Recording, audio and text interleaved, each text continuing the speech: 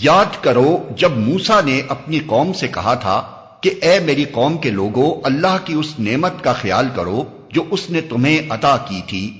اس نے تم میں نبی پیدا کیے، تم کو فرما روا بنایا اور تم کو وہ کچھ دیا جو دنیا میں کسی کو نہ دیا تھا۔ اے برادران قوم، اس مقدس سرزمین میں داخل ہو جاؤ جو اللہ نے تمہارے لیے لکھ دی ہے، پیچھے نہ ہٹو ورنہ ناکام و نامراد پلٹو گے۔ انہوں نے جواب دیا، اے موسیٰ، وہاں تو بڑے زبردست لوگ رہتے ہیں، ہم وہاں ہرگز نہ جائیں گے جب تک وہ وہاں سے نہ نکل جائیں۔